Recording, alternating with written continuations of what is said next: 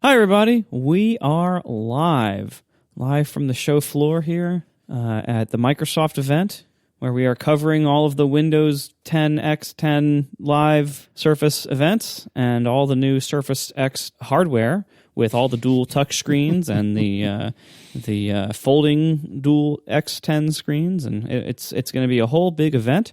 So we obviously have the entire show devoted exclusively to Microsoft's new innovations here, and we cannot wait to see what you do with them. Oh my God! Please no. I know I should probably care, but I don't think I care. Here's the thing: I really respect Microsoft for trying. They really have been pushing the hardware forward over the last 5 years or so with their Surface stuff. And most, for the most part, you don't really see anybody using those big desktops and everything. But what you do see are a lot of people out there using the Surface tablets and laptops. Those actually seem to have somewhat significant market success, not by anywhere near what Apple might get with some of their stuff. But, in the world of PC hardware, Microsoft Surface stuff looks like it's all right. It isn't perfect, but it's pretty decent. People seem to pretty much like them. And so I do have to give them credit. They do seem to make successful hardware if you're grading on a curve of not like Apple level success, but they do make successful hardware in the sense that it sells reasonably well for what it is. People do seem to like it. It does seem to do what is advertised for the most part and not have too many horrible problems. And so I give them ultimate respect for that. When they first started making weird Surface hardware, back when Surface meant the giant table, and even the first one or two Surface tablet things, they were really weird and not very good, and nobody bought them really. But they've been pushing, they've been advancing, and now they make pretty okay PC hardware. In some ways, it's pretty good even. So I got to give them credit. The only problem is that we don't care about PC hardware. And we don't care about Windows, and we don't care about Surface and Android and all the stuff that's running now. We don't care about any of that on this show. None of us are in those worlds, really. Not anymore. The world of tech is a really big place, and I don't think it's unreasonable for us to specialize. And we don't cover Android stuff because we don't use Android. We don't cover Windows stuff because we don't use Windows. So I don't see a lot of anything for us to cover here. The one thing I do like about it is how much they stick their finger in Apple's eye about laptops. I do really enjoy that because Apple could use a good finger in the eye sometimes. Apple does not make good products when they think they're on top and they start coasting. So it is nice to see Microsoft poke fun at things like all the digs they made about the keyboard and everything. They do okay, but yeah, I'm proud of them for what they do, but we don't live in that world at all. It's funny to me that you apparently either haven't looked at the show notes or don't care, because item number 1, 2, 3, 4, 5. I'm going with don't care. Both of you still do not understand the show format. If we're going to talk about a thing, we'll talk about it during the show. How is that so hard? If we learned anything, it's that neither one of you can say, I don't want to talk about this, and then proceed to not talk about this. If you ever begin any sentence with, we're not going to talk about this, everyone, but apparently you two, knows that you're going to talk about it. You're gonna. Otherwise, you wouldn't have said anything. I want you to say, I'm not going to talk about pumpkins, and then just not say anything about pumpkins. Just try that as an exercise every day when you wake up. No, I don't think it's possible. In my defense, I did read the show notes document, but I stopped at about 3 topics into the topics because we never get through more than that in an episode. That is true. They're very small. All right. Apparently, we should start with some follow-up. I don't know if this is even really follow-up, but I'm going to call it follow-up. I wanted to give everyone a few updates and also maybe complain a little bit, because that's what I've been doing a lot lately. First of all, my iMac half died, and now it's back to life. It did not go back to the Apple Store. Well, let me explain.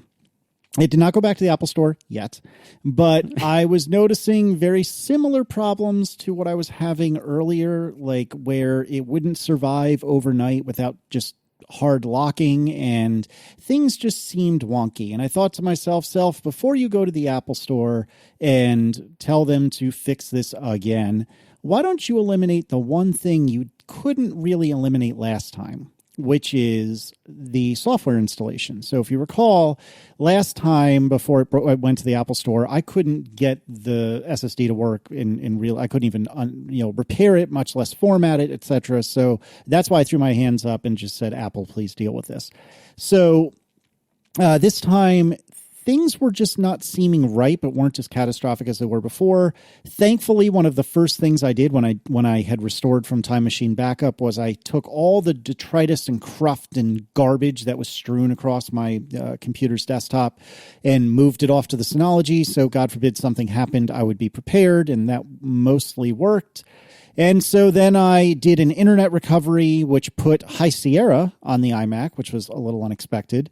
I got very confused by why APFS wasn't an option during the format, and it was either Stephen or John, or maybe Marco. Somebody, well, it was always John. That's right, I forgot. It's always John.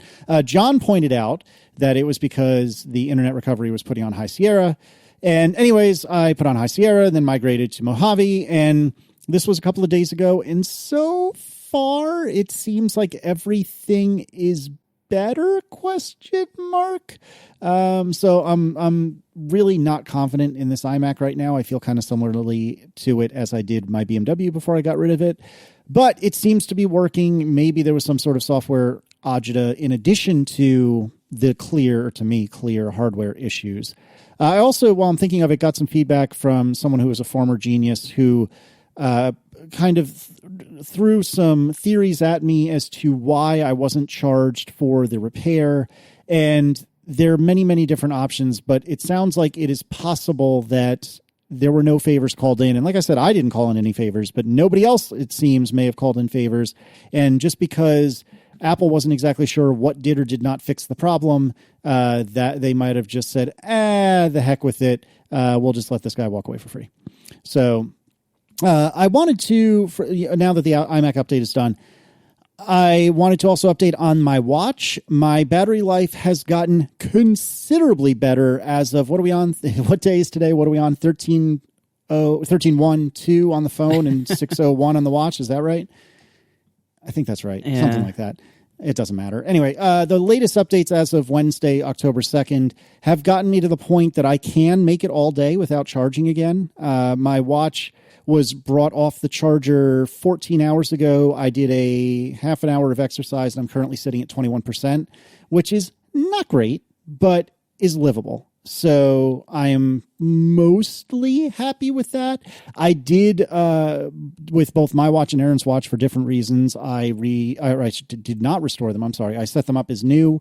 That did fix Aaron's problems with not having photos on her watch. It's one of the 13 different things I threw against the wall to fix my battery problems, although I think ultimately it was the new versions of the OS. And so my computing world is mostly better now. There's still so much broken with iOS 13, though, and it's driving me insane. And Erin is so annoyed because she's a regular person, and to her, she just spent $1,000 on this phone that compelled her to go to iOS 13, and now nothing works the way it should. And like Mail particularly is such a dumpster fire in iOS 13, and it's just I don't understand how a company as big as Apple ships something that broken. I just don't. And I maybe I'm too far removed a year in. I'm too far removed from how big business works and how QA works in a big business. But I don't get how, like, let's just pick on Mail for a second. How is Mail that friggin' broken right now? How does that happen? And that wasn't new. Mail has been broken the entire beta period. Like, it's not a brand new thing. Like, it has been incredibly broken all summer, and it seemed to only slightly get better towards the very, very end. Like, I think ultimately, like, you know, we can keep making excuses all we want. We can keep saying, well, you know, they didn't, you know, last year was the stability year and this year was the features year, and they had 2 years worth of features then to catch up on, and we can keep making excuses. We can say, oh, they couldn't hold up the iPhone shipping because that would, you know, be a big problem for the company, so they had to ship it when they did, and they had to give it to the carriers a month early. There's a million excuses, but the fact is, all of these things either happen every year, and so they've been doing it for a while. They should expect things like earlier carrier submission. They should expect things like when the iPhone has to ship. Like, none of that is new. All of that is predictable and under their control. And, you know, when it comes to things like, oh, well, you know, last year was super stable and lowered our standards or raised our standards or whatever, like, that's not good enough. Like, that's not a good enough excuse for a company that's running, like, you know, 10-year-old operating systems or more on the Mac side, you know, and having all these stability problems. We haven't even gotten to Catalina yet, which is a disaster as well. Like, thank God it isn't out yet, but like, it's about to be. So we have a problem there too. All the iCloud stuff that goes along with it, like watchOS is itself a mess. You know, iOS is a mess. The you know, now renamed iPadOS is a bit less of a mess, but still in some ways messy. Like, honestly, I think it's just bad management in the software quality side. Like, somehow, I don't know. I'm not going to like blame a certain executive because I don't know. You know, I don't know how things went. But this is not this beta cycle proves that something went seriously wrong here in the management and direction and shipping and releasing of these software platforms on this schedule. They took on too much, or they shipped too soon, or whatever the case is. Things went really badly, and that lies right at the feet of management, because they should have been able to see all of this coming months ago, and they chose to do what they did anyway. So rather than, you know, cut certain features, they decided to plow ahead. Rather than, you know, delay certain things, whatever, they plowed ahead. Like, and certain things are still delayed, and it's still like what's left is still a mess, and it's hard to look at this and come up with any other conclusion other than like, the software quality is being poorly managed by this company. And for a company the size and prestige of Apple, that's not good enough. Yeah, agreed. And, you know, I want to talk to John about this a little bit because I think he will have a more even opinion about all this. But looking at myself and particularly Erin, so I'm picking on Erin in a sense because she's a regular person who doesn't understand what it's like to write software. I can both be more annoyed and also more forgiving because I write software and I know how difficult it is. But if you look at it from our/her perspective, each of us just bought a brand new iPhone to the tune of like $1,200 or something like that, which was a choice. I'm aware it was a choice. I'm just saying we each bought a brand new iPhone. We each bought a brand new Apple Watch. So we're each like almost $2,000 a piece in on new hardware. And my Apple Watch was not literally a brick, but it felt almost as though it was a brick. For a week, what has it been? A week and change, something like that. I couldn't get through a day without charging halfway through the day.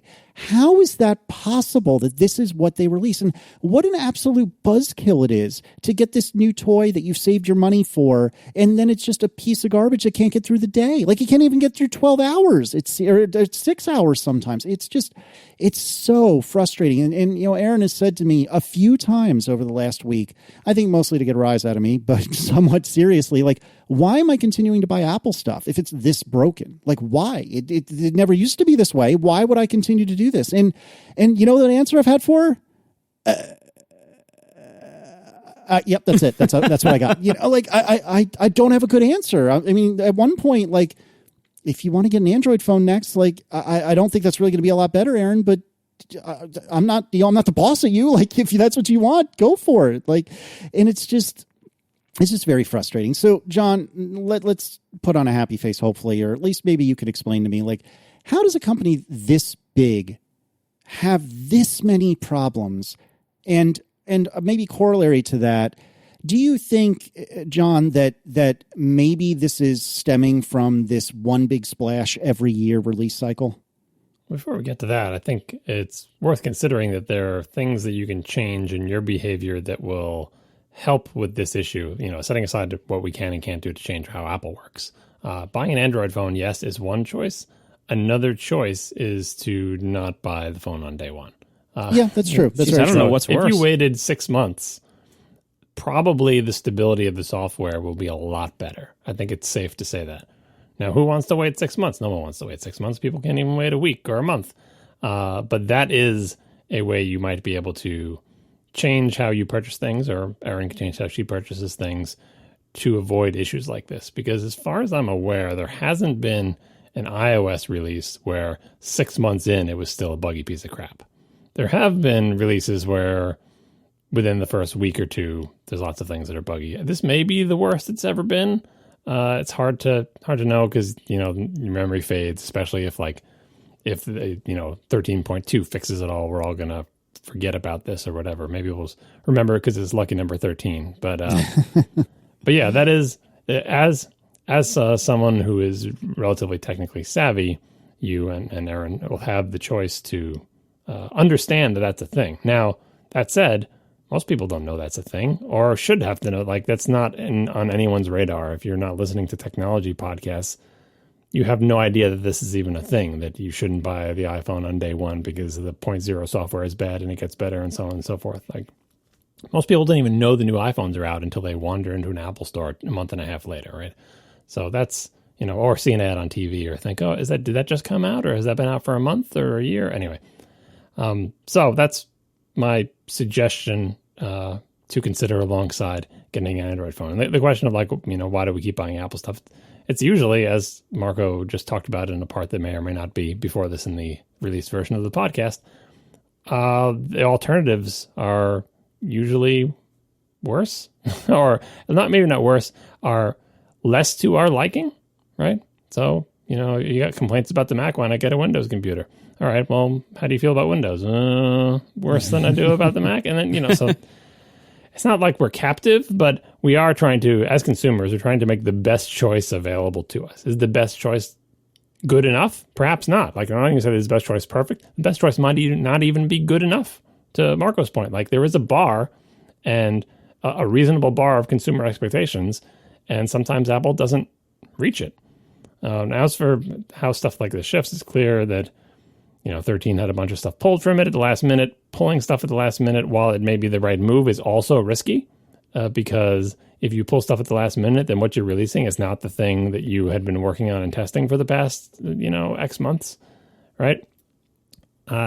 Maybe a better move would have been to delay the phones, but I'm sure there are much bigger issues involving who knows what. I mean, all sorts of, Apple has its priorities, whatever its priorities may be, whether it's because of, tariffs or manufacturing costs or just who knows what it is, but they made their decision, right? And they have to deal with the consequences. And it seems like the consequences of their decision are, that we end up with perhaps the buggiest release of iOS ever. Now, it does depend on what you're doing with iOS. If you don't, for example, use the Mail app, iOS 13 probably is less of a tire fire for you.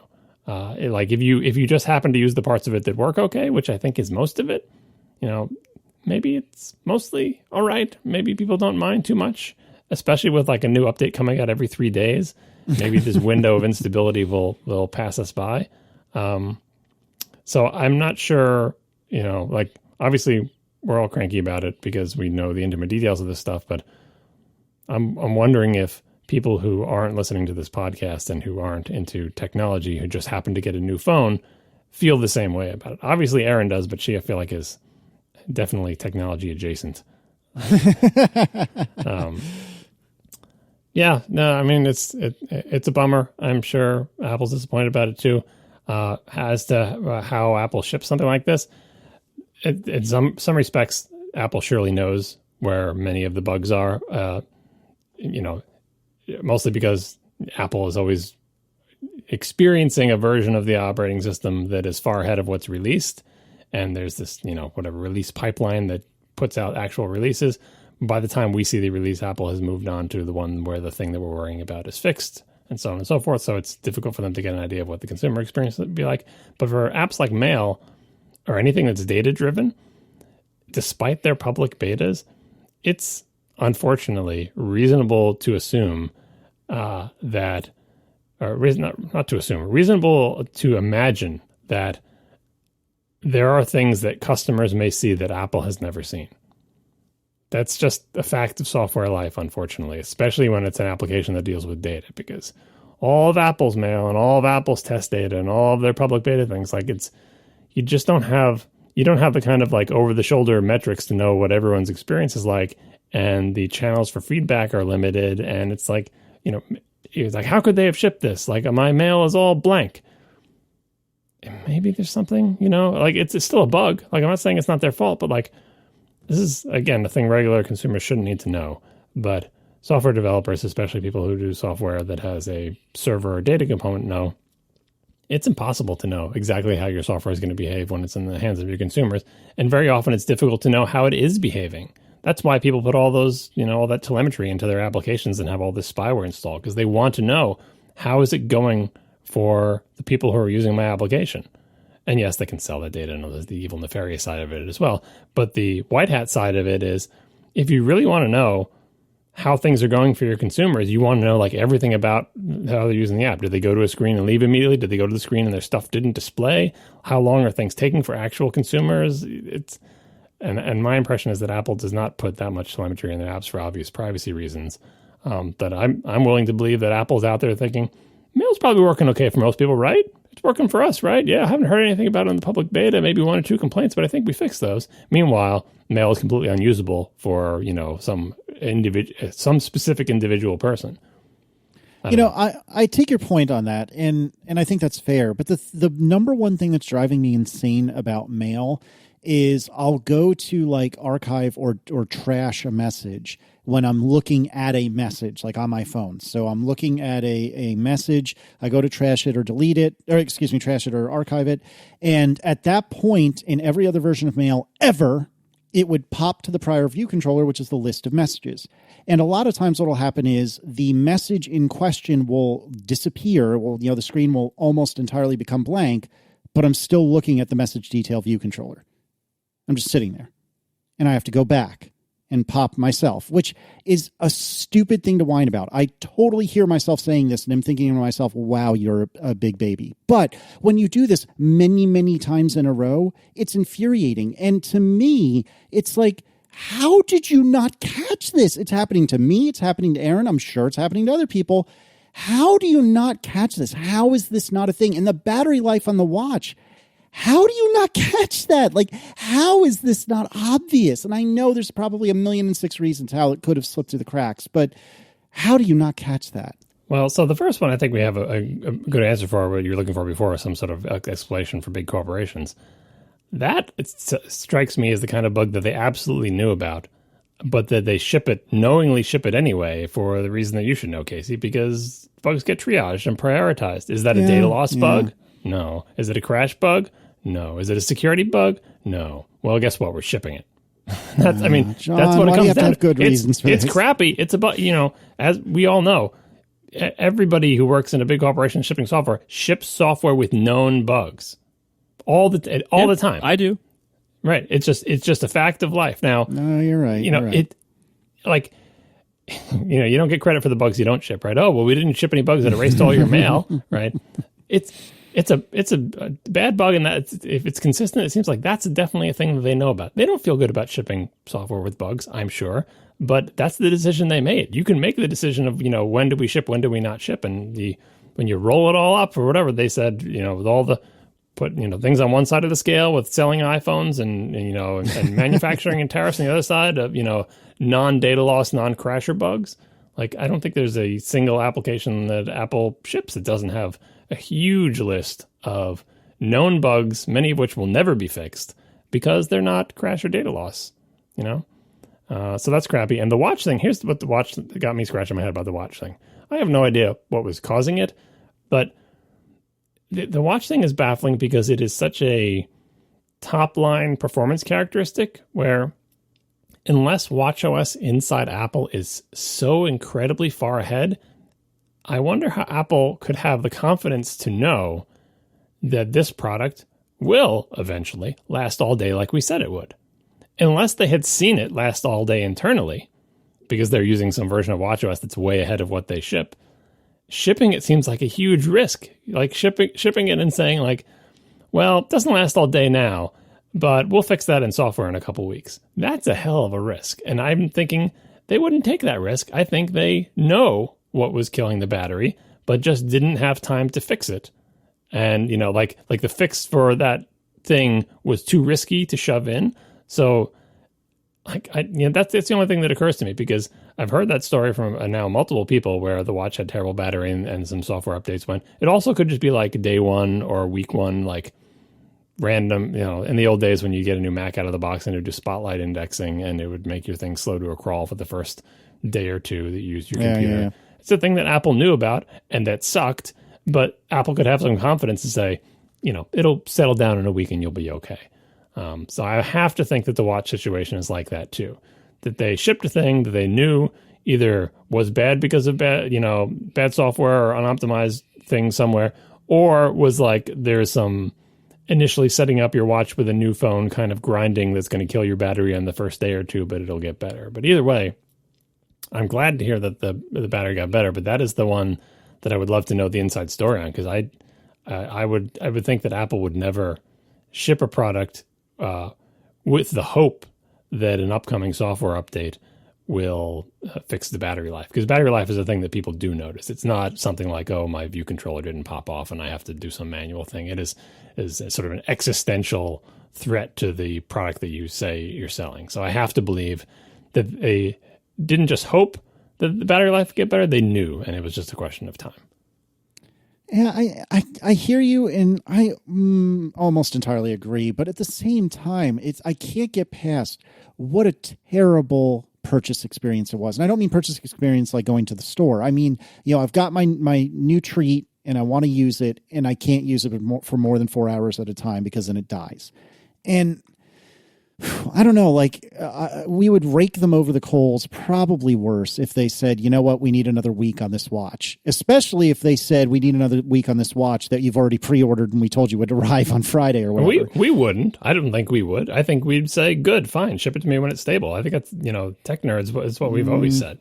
I don't know. I'd like to think that, but I don't know if that's what I would be saying. So, I don't know, but I keep coming back to, it was just such a crummy several days. And again, ultimately it's a computer on my wrist that I can make a phone call to China with if I so desired. I really probably just need, what is that? Who was the troubled comedian that was, we're in a tube in space, in the sky, browsing the internet. Yeah. Thank you. What was it? Everything's amazing. Nobody's chair happy. In a sky, Yeah. You know what I'm saying. So everything's happy, or everything's amazing and nobody's happy. And I know I'm having that moment right now. And I am a little bit sorry for that. But the reason that I loved Apple so darn much is that these things wouldn't happen. These are the sorts of things that would happen to Microsoft stuff years ago. I'm not saying now, I'm saying years ago. This is the sort of thing that happened on Microsoft stuff. It's the sort of thing that happened on all sorts of other technology in my life, but Apple would never do that. It would always have it right, and it would always be right, or mostly right, at least in the first, right out of the box, right out of the gate. And I don't know, I'm a cranky old man yells at cloud, right? But I miss those days. Those days never existed, though. Those are just rose-colored glasses. I mean, I think 10.5 Leopard was so much worse than iOS 13. Now, it mattered less, to be fair. It mattered less because who the heck was running Macs at all back then compared to the number of people that own iPhones? I understand that it is a different scale, but Apple has always shipped buggy software. This is probably the worst, unless one of you remembers an iOS that's worse than this, probably the worst initial iOS release, but I think it may also be the fastest fix. Certainly the number of updates and how close they are together has been faster than any previous point releases after an initial release of iOS. Well, because first of all, it's not fixed yet. B, it's basically on fire. They're having significant issues that are even to the point of impacting almost every review of the new iPhone has mentioned the buggy software. Many reviews of the new Apple Watch have mentioned the poor battery life. Apple is clearly, prioritizing hardware over all else, and it's hard to look at the company and think they should do anything else. Honestly, they are a hardware-driven company and certainly a hardware-funded company. So it makes sense why they would prioritize hardware, but they basically, really forced their customers to have really buggy software this time in order to get that hardware schedule, to be kept. And it's hurting now. It's hurting the press reviews, and it's hurting the public opinion of their new hardware. And I hope that's really kicking them in the stomach. Because they need that. This is not good enough. And it is, they shouldn't, they should realize quite how expensive it is to deprioritize software quality to make a hardware release schedule like this. It seems like I mean, again, I'm sure they considered this. They have smart people there. I'm sure they considered this would be expensive, but they should really feel how expensive this was to maybe make better decisions in the future. Like, for instance, like you mentioned, John, they could delay stuff. I think as long as two things continue to be the case, this is still going to be a problem. Thing number one is that they keep releasing new hardware on the same schedule every year. That seems very inflexible. That seems, based on things like the stock market, that seems unlikely to change. I think they're probably always going to release new iPhones in the fall, probably in September, for the foreseeable future, because that's such a big part of the company and its finances and everything else. The other thing that they could change is disconnect the major OS releases from the hardware releases. Now, I know this is complicated. I know that, you have, they couldn't have just shipped the new iPhones all of a sudden with iOS 12, because new iPhones have new hardware in them, and the new OSs have basically the drivers for that hardware, whatever the equivalent of that is in modern iOS architecture. And they have to test and certify that the drivers for the new hardware work in the OS that they're in. So it is a non-trivial job to backport the quote drivers for the iPhone 11 to backport those to iOS 12. But it's not so much of a non-trivial job if you plan it that way from the start. So maybe the right thing to do here is to disconnect the brand new cutting-edge software, which is so frequently hard to nail down a release date for quality purposes, because it's software, that's reasonable. Disconnect that from the hardware release. So for the iPhone 12 or whatever the next year's iPhones are called, develop their drivers and test their drivers for iOS 13. Don't make it iOS 14 only, so it bonds those things together in their release schedules. Develop the next iPhones for iOS 13. And if it just so happens that iOS 14 is ready on time, great, you never had to use it. But to have that contingency plan from the start, to have that be planned and be the official target from the start, that you can ship those phones with iOS 13 point whatever, I think that is a recipe for much better outcomes, much better software quality. And then, then if iOS 14 has to slip until November, fine. It doesn't really matter. But that isn't what they've done so far. They've bonded these things together, and while they have reasons why they've done it, I don't think they're very good reasons. And they aren't, it isn't the way it has to be. They can choose to do it a different way. They can choose to do OSs and differently bonded to hardware. They can choose to write the drivers for the last OS versus the the next OS. They just don't do that yet. But there's no reason why they can't. They've done that on the Mac in the past as well, having new Macs come out without an entire new major operating system. It would just have a new point release. The interesting thing about this whole conundrum is that Apple just learned this lesson after iOS 11, right? That's what iOS 12 was about. So they swung, they said, we learned our lesson. We needed to concentrate on stability and speed and making old phones faster and not so much on the new features. They did iOS 12. And then just swung hard back in the other direction, right? And so, 14, they'll probably learn the lesson again. They need to get a steadier state and a longer memory. There is a happy medium. Casey, you mentioned at the beginning of this, is the yearly release schedule to blame for this? And Marco was talking about decoupling them and all those. Decoupling is perfectly fine. Like I said, they did it with the Mac OS. It is a little bit more expensive, but it gives you more flexibility. You could also go with the infinite version where you just pick a name and you stop incrementing the number, and there's no such thing as a major big bang release anymore, and it's just incremental features forever and ever. Lots of reasons why Apple wouldn't want to do that for marketing and so on and so forth. But the thing I always come back to is whatever scheme you pick, big yearly releases, never any releases, just point releases, totally decoupled, independent timelines, or they can all be made to work, and you can screw all of them up. So if Apple wants to do, for marketing reasons, a year like the current thing where they do a new OS and a new phone at the same time every year, so on and so forth, it's possible to do that and not mess up. It's just as possible to do that and not mess up as it is to do the Marco scheme or any other scheme. Every system that you come up with in schedule or whatever is possible to be successful at. You just have to have different trade-offs. If they're totally decoupled, you have more flexibility, but on the other hand, you also can get into a situation where you bite off more than you can chew, and like the 14 like doesn't come out until 2 years later, and then you paint yourself into a corner or whatever. You always have to pick how many features can we fit? When do we decide if it's a go or a no go? What do we use to judge quality? Like and sometimes they get it right and are very conservative, like iOS 12, and sometimes they bite off more they can chew, like 13, and it goes terribly. So I'm all for changing the scheme if it seems like they're having more difficulty with this system. I want to have a different set of trade-offs, but I fully believe in every company's ability to screw up any software release plan, because big companies for a long time use like, we had all these problems with strategy X of release. We're going to change the strategy Y that will eliminate those problems, and it does, but it comes with its own new set of problems. And 5 years later, everyone's sick of those problems and they swing back in the other direction. So, this is not related to Apple and quality, but people in the Destiny community know that this was a big week for Destiny because they released a big expansion and the game is now free. So there's tons more people coming on to play. And Bungie, the creators of Destiny, had tons of server issues as the flood of people came into play. And, gamers being gamers were all angry at them and yelling and say, you knew this would happen. The game was free. You knew people would come. Why didn't you just, double your server capacity? Why didn't you just, provide more? And it's like, that's exactly what consumers should think. They have an expectation that, maybe not their free game, but they have an expectation that the game will work.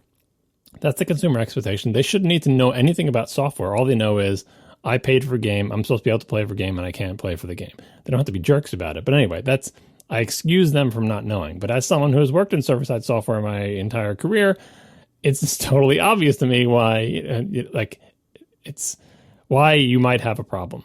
Why is it that even today, when people say, even today, even in 2019, you can release a new thing and then a flood of people go to use it and it has problems?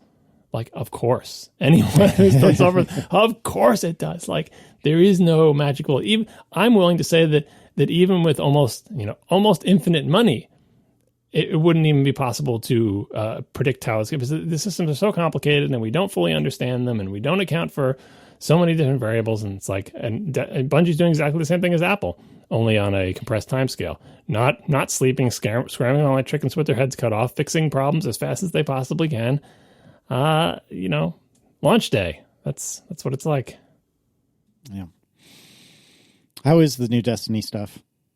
Once I could get logged in and not get booted out in the middle of the thing, there's some bugs, let me tell you. It's much less critical for when it's a game, but like I say, so far there have definitely been crashing bugs, but no data loss bugs. So thumbs up so far. We are sponsored this week by Squarespace. Start building your website today at squarespace.com/ATP. Enter offer code ATP at checkout to get 10% off. Make your next move with Squarespace. Squarespace basically makes it just super easy to make a really nice website with pretty much no time involved, no matter what your skill level is, no coding required, and all backed up by amazing updates, amazing support if you need it, and just a lot of great peace of mind. You can set up your website in, again, like no time at all. Their tools are all visual. They're easy to use. It's all live previewing. What you see is what you get. Rich text editing, all this stuff. They even have Markdown if you want it. But you don't have to do any kind of coding. You don't have to be a web developer or anything to be able to use Squarespace. You can go there. You can start a free trial with no credit card required. They don't automatically bill you. You can literally just go there for free with no credit card and start building a site. And you can see quite how easy it is at Squarespace. And this is from simple sites, like if you want to put up a couple of pages that tell information about your business, like what are your hours, things like that, all the way up to things like entire podcast hosting, entire digital storefronts or physical storefront, goods sold digitally. It's incredible what you can do with Squarespace. Things that used to be really hard are just incredibly easy, built in, all their plans support everything. It's incredible. See for yourself. Once again, squarespace.com/ATP. Start that free trial next time you have to make a site for something, and you can see how incredibly easy it is to make a beautiful site on Squarespace in no time at all. Once again, squarespace.com/ATP, and use offer code ATP to get 10% off your first purchase. That's squarespace.com/ATP, code ATP. Thank you so much to Squarespace for making it super easy to make websites and sponsoring our show. Make your next move with a beautiful website from Squarespace. I don't think we spent the time last episode or the one before, whenever it was, talking about our 10 in my case or 10S in Marco's case to 11 Pro transfer, because I, amongst many other people, tried I forget what the term is for it, but basically the direct transfer between the two phones. And I did that with mine, and I did it with Aaron's, and it didn't work exactly flawlessly, but it worked pretty darn well for this having been the first year of it. And to kind of turn our frown upside down, I wanted to commend Apple in that the direct transfer worked pretty darn well for me. Comically, the thing that tripped me up the most, although it only took me a minute or two to figure out, was that it didn't transfer my phone number from the old phone to the new phone, which to the best of my recollection always happened in years past. What? And I couldn't figure out what to do about it. And I was really kind of stuck and wasn't sure what to do. And then it occurred to me, no, you idiot, you just move the SIM. That's all you need to do. And then it worked no problem. But my recollection from a couple of years ago was that all I needed to do was, restore backup and magically everything would work. Maybe my recollection was wrong. But anyway, all that to say that it worked pretty darn well for me. Marco, what did you do? And John, what did Tina do in order to transfer stuff between phones?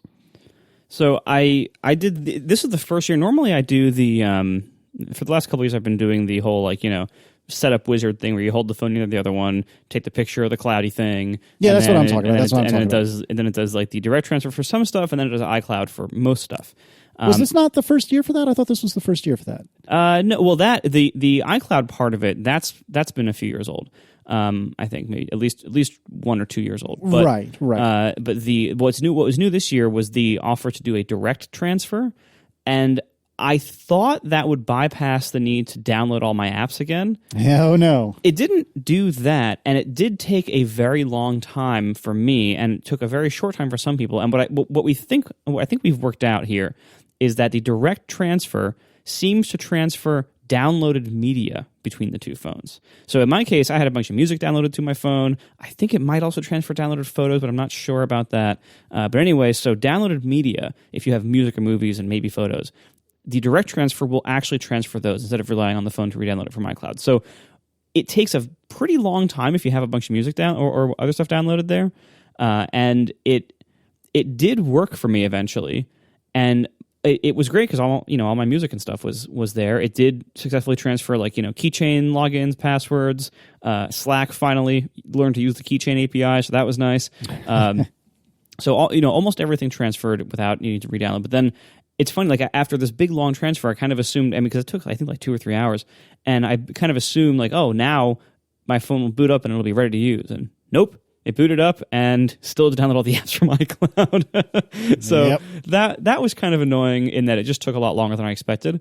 But the result was really nice. And one little nice thing I noticed, I don't know how recent this is, but so if you have test flight apps, they don't transfer in this kind of thing. You have to launch test flight on the new phone and reinstall them from test flight. And one little nice thing that I noticed this year that I don't think was there in previous years is when you do that, if you had it on your phone before and you reinstall it from test flight on the new phone, it puts it back in the right spot on Springboard. Yeah, I noticed that too. And I thought I saw, maybe I'm making this up, but I thought I saw that there would be like proxy icons almost. That's my term, not an official term, where there was like a cloud and a down arrow. So it's like download this from the cloud, where the cloud in this context is test flight. So I could really? See the I've seen icon. that for other apps. I haven't seen it for test flight stuff. That's interesting. I may be lying to you about that, but I'm doing so accidentally. But I think what that meant was you need to go back to test flight and download it. And I'm sure we'll follow up next week to correct me. But I thought that's what that was. I don't know, John, how did Tina handle it? So I suggested to her that she just do the hold the phone up and the little cloudy picture thing, and then iCloud, restore from iCloud backup. Because I knew about the direct transfer thing, but I'm like, I wanted to wait. She got her phone on day one, so I wanted to hear if people had success or not. So I told her to do it the old-fashioned way, and it worked fine. But then when it's not setting up a new phone, but we were transferring her old phone to my son's, basically taking his iPhone 6 and replacing it with her old iPhone 10, I decided to do the direct transfer, mostly because I knew that he doesn't have a lot of data, right? So, I figured I'll try it, see how it works. And it worked fine. It's the same process, only instead of picking from iCloud, you pick data transfer from the other phone. The only tricky bit about it is there's a whole bunch of screens to get through to get to it. I thought I had gotten to the screen where I could just plug it in and walk away and let them do the transfer. I had not, so I came back it said this will take about 20 minutes. I came back 20 minutes later and realized there was one more confirmation screen or something. So that was stupid. But yeah, it seemed to work okay. You mentioned SIM swapping before. Of course, we got a new case for the phone, and I did the thing I always do, which is I put it in the new case and then realized I forgot to swap the SIM. So I had to take the case off, which is very painful to me. I want the case to go on once and off once, but what can you do? So I swapped the SIM, and then to make sure everything worked after the phone was all set up and everything was transferred, did the thing I usually do, which is I call that phone from my phone to make sure that the new phone rings, right? And the new phone did ring, but so did the old phone. What? I'm like, all right, well, Wi-Fi calling, it's audio, FaceTime, it's internet, blah, blah, blah. So let me fix that by making sure I'm doing the phone number and not like iMessage or FaceTime audio. And both phones still rang. And I just did the Homer Simpson's backing to the bushes thing. And I just turned off the old phone and walked away. Because the new phone does ring, and so I just turned off the old phone. And I've got the old phone sitting in front of here, by the way. I've been looking at it while we've been podcasting. iPhone 6, right? Yeah, we talked about how thin it is and everything. He managed not to bend it, which is amazing because the first phone we gave him, the 5S, he bent, which is a hell of a thing. Wow. On a 5S, that's kind of impressive. Yeah. Yeah, it was bent pretty badly too. Like separating the layers kind of bent. Oh. Yeah, like you can see inside the phone. It's bad. But at the 6, survived. It is very thin. But the most hilarious thing about the 6 when I look at it is you look at the front, okay, fine. You turn around and look at the back, and you're like, that's the camera? It's so small, and there's only one of them. It's this small. It's like it's hilariously small. It's like a little tiny baby camera. Looks like an iPod Touch. Yeah, that's what it's like, and it does stick out, but barely. It barely sticks out. It's like a tiny little blueberry.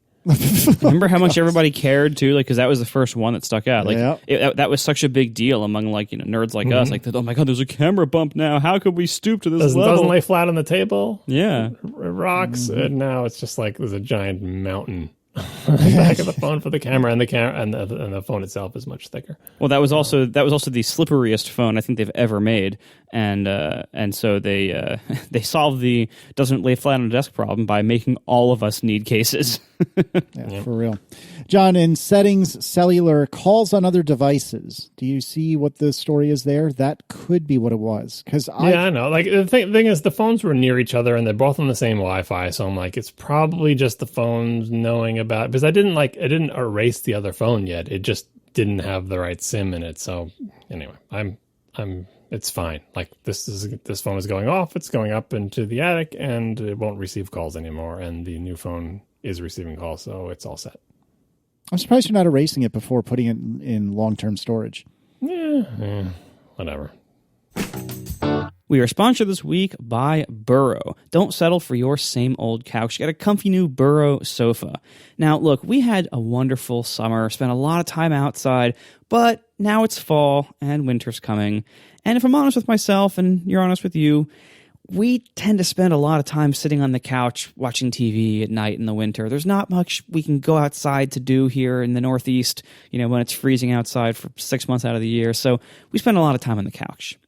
And with hours of couch time coming up this fall and this winter, now is the perfect time to upgrade that lumpy or mushy old couch that you've been meaning to replace forever. Now, your Burrow sofa can handle even the most hardcore binge-watching TV sessions. They have kiln-dried Baltic birch frames and durable fabrics that are naturally scratch and stain resistant. And Burrow is totally customizable. You get to pick your fabric color, leg finish, armrest style, and length. You can even add a chaise lounge or ottoman if you want, or both. And with built-in USB chargers, you don't have to worry about your phone dying. If you want to be using your phone while watching TV, let's admit it, we all do this a lot. You can do that, and your phone can be charged up so you don't have to worry about it. Burrow sofas are also easy to set up and easy to move. And you can always add or remove seats as needed. So if you move to a new place, you need a bigger sofa, you can expand it. It's pretty cool.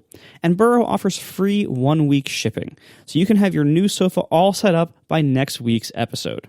So don't settle for the same old couch. Settle into a comfy new Burrow sofa. Get $75 off a new sofa and free 1-week shipping at burrow.com/ATP. That's BURROW.com/ATP for $75 off a new sofa. Thank you so much to Burrow for sponsoring our show. All right, so tell me, one of you, about XDR display tech being in iPads and MacBook Pros sometime between 2020 and 2021, maybe, possibly. I thought this rumor was interesting because it's our old pal Ming-Chi Kuo, who is actually fairly accurate with the parts leak type rumors, and the part in question is badly described in this article. I've amended the quote here. They're talking about high-end iPad and MacBook models with mini LED. I think it said mini LED displays. They don't have mini LED displays. People keep talking about this and they keep calling them mini LED displays. That's not what they are. It's mini LED backlights in front of LCD displays, that's the XDR technology, right? Between late 2020 and mid 2021. So this got me thinking. Oh, and by the way, the specifics of the tech, there is a big step up from the XDR, because the XDR is like 576 backlights, like tiny little LEDs forming the backlight, which is a lot, although I think they're not all independently controlled. Anyway, the new one is supposedly using 10,000 LEDs, which sounds like a lot, but it is way smaller than the number of actual pixels still. Again, OLED has the advantage that there is no backlight that's controlled with a bunch of stuff in front of it. Every single pixel is its own source of light. An actual mini LED display, every single pixel will be made up of tiny little LEDs. That's not what this is. This is a backlight that is more granular than one big light and more granular than 3 regions, and they keep increasing the number of regions. 10,000 is a lot of LEDs, but it may be a smaller number of regions, even though that's the number of LEDs. The reason I'm interested in this story is I'm trying to imagine how it could possibly be true, because this particular technology, having a big grid array of lights, essentially, and then a bunch of layers sandwiched in front of it, culminating in the typical layers that make up an LCD, is really thick.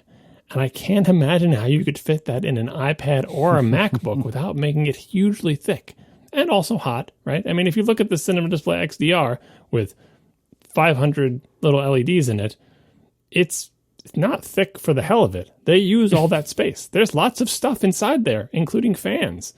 If you're going to make one for the iPad or a MacBook with, 10,000 LED backlights inside it, I don't understand how that can be the right thickness. So it got me thinking maybe it's, maybe they're making XDR displays that aren't as big as the giant one. Maybe this rumor is just off, or maybe there is an advancement in this type of display technology that I'm not aware of, because they are making televisions with it, and the televisions, they're also kind of thick, but maybe they're thinner than the Cinema Display XDR. Anyway, I'm interested in this rumor just because it's a head scratcher in terms of feasibility. And I would just dismiss it as whatever, but it's from a source that has been right in the past. So I'm willing to entertain the idea that either this is an entirely different product, or that Apple has found a way to make the Cinema Display XDR technology much, much thinner. Stay tuned in 2020 or 2021. Moving on, a week or two ago, maybe even a little more than that, there was something that happened wherein a bunch of some sort of professional audio or video software, I don't recall what it was, I don't have the link in front of me. Thank you, Avid, would just stop working all of a sudden, and nobody really knew why for a solid, 12 to 24 hours. And it turns out, even though we just spent, especially me, spent some time saying perhaps yearly releases aren't the greatest, well, it turns out daily releases, or whatever Chrome is on these days, may also not be the best. So in certain situations, which I guess a lot of Avid or computers dedicated to Avid ran into, in certain situations, Chrome would cause the computer to not be bootable or something like that? Tell me about what's going on. This was kind of amazing. So like it wasn't. It turns out like it started being reported as like, oh, there's something up with Mac Pros running Avid that are breaking. And at first it was like the Mac Pros are breaking, and then it became Avid is breaking them, and then eventually what they figured out is that it had nothing to do with Mac Pros or Avid. It just so happened to spread a lot among that community first because many people who run Avid and many people who run Avid run on Mac Pros disable system integrity protection for whatever reason. I don't know if it's due to those weird little like anti-piracy keys they use or whatever it is. Whatever the reason, a lot of people running some of those Pro tools disable system integrity protection. And if you were running on a Mac with system integrity protection disabled and you happen to run Chrome and it happened to run this update in just the wrong way, it would delete your /var folder, which on a Unix system is kind of a problem. So, John, did I get that roughly right? Yeah, I actually deleted the symlink because /var on a Mac is actually symlink to /private/var. Oh, yeah. Yeah, like, so the Chrome is what we were talking about before of like deciding to go to what Jeff Howard called the infinite version, which is like, don't worry about versions anymore. The application will update itself as new updates appear. You don't have to worry about it at all. Every time you run it, it will basically be the latest version. Occasionally, maybe we'll nag you to reboot, to restart the program if you haven't done so in a while, right? That's what Chrome does. And it does that with this background process called Keystone or whatever that you'll see running on your Mac for many years that is responsible for doing updates. And this is basically might as well be like the poster child for system integrity protection. System integrity protection is supposed to, as the name says, protect the integrity of your system, meaning there's parts of your computer that are the operating system and it should not be possible to mess with them. They should be invulnerable, even if you tried to delete them, you shouldn't be able to. And this, as we all know from the stories at the beginning of Mac OS X, is a real problem for real users because user would boot into Mac OS X coming from classic Mac OS, and they'd see this folder called library, and they're like, well, I don't want any of this library stuff. It must have just come with a bunch of books, and they would delete it. And that's will render their computer inoperable because your computer needs those files because they're part of the operating system. And they're going to say, rightly so, how am I supposed to know what the heck is part of the operating system? All I know is I see a bunch of stuff that wasn't there before. It doesn't belong to me. I don't want it. I'm going to delete it.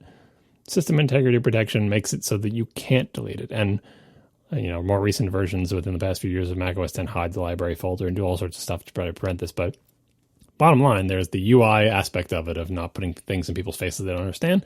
And then there is the sort of security and reliability aspect of it, which is don't let people delete that. It should be impossible to delete it. That's exactly what system integrity protection does. It makes it impossible to delete things that are essential for the operating system to even boot the computer. Disabling system integrity protection, I can imagine lots of reasons why they might do it. You already mentioned the dongles, software that hasn't been updated to account for it, software that expects to be able to spray its files into directories owned by the operating system just because that's what it's always been able to do. It's very difficult to transform a PC operating system from a world where programs can write anything anywhere as long as you give them permission to a world where certain things are absolutely positively off limits. It's also, I suppose, maybe possible that those computers were running a version before system integrity protection came out. When I saw this story, I immediately thought, oh no, I have Chrome on my Mac. Does my Mac even have system integrity protection? But guess what? System integrity protection was introduced in the latest version of the operating system that my Mac can run. So I do indeed have system integrity protection. It is indeed enabled, which is good because I do run Chrome and it probably did run that updater. So yeah, why does system integrity protection exist? To protect the operating system from bugs in other programs. Like, say, a bug in an updater that accidentally deletes an essential part of the system without which your computer won't boot. My favorite thing about this, I think, is the official Chrome, or I believe this to be the official Chrome statement on it, or Google statement on it. Chrome update impacts some Mac OS systems. Impact is an understatement. Yeah, for real. They describe what's going on, and then update number 2, September 27th, 2019. A new recommendation has been added in place of the previously provided terminal commands. The recommendation is as follows. To recover a machine that has been affected by this bug, use the directions found here to reinstall Mac OS from Mac OS recovery. That is brutal. Honestly, I was surprised when I saw these. There was like a bug report thread where like, oh, here's what you do to fix it. That's just like a tech person telling other tech people, here's how you can fix it. But thinking that you can put instructions like that, how to restore things the way they were, you're probably mostly right. But Apple changes stuff like that all the time. The bottom line is it's part of the operating system that you deleted. You may know how to put it back now so that it works, but are you sure you got everything? And what about the next version of the operating system and the next version and so on and so forth? Now, this is not going to be a persistent problem because, again, the infinite version, and they'll just move on and no one will ever install this version of Chrome again and that version of Keystone will be gone, yada, yada. But telling people the fix for our bug is to paste a bunch of these commands into the terminal as root, it's not a great solution. So although it sounds ridiculous for us to nuke and pave and say reinstall the operating system, that is really the official supported way to fix it. If something borks your operating system, you probably should reinstall it, because who knows if your supposed fix running a bunch of commands as root is going to work. And it's just another opportunity for you to put in typos or whatever. So that was almost a sad day for John, but there was a sad day for John recently. It sounds like you're going to have to divorce your TiVo, John.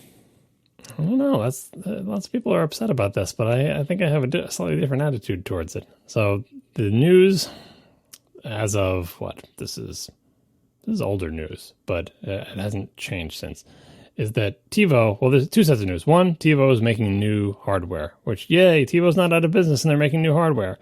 And I was excited about that for those two reasons. I was also excited because the new hardware is not bent. For people who don't know, the current line of TiVo products come in this jauntily bent box. It's like, imagine a little rectangular box, but like bend it about a third of the way through it. Like literally bend it so it's up like a little, like a little tent.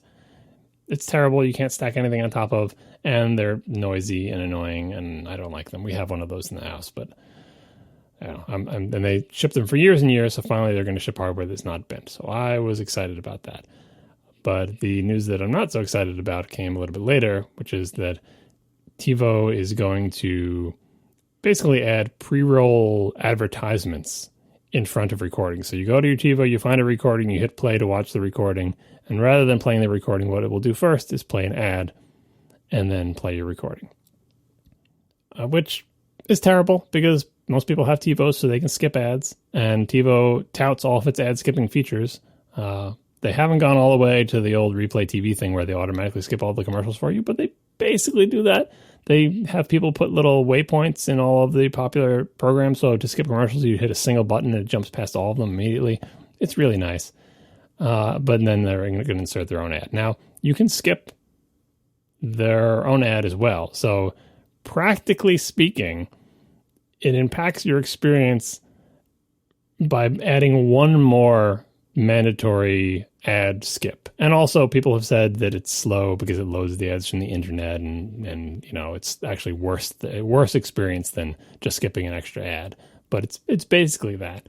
But setting aside the practical things, sort of spiritually thinking, ethically, emotionally, morally, it's not what anybody wants from TiVo. It goes against everything that their loyal customers, their few remaining loyal customers, want out of TiVo. And so you may be asking yourself, or maybe Casey's asking himself, how could a corporation do this? I mean, I think we all know the answers, right? TiVo is not doing great, right? When companies aren't doing great, it isn't surprising. It's sad, but it's not surprising when they do something desperate to try to make more money.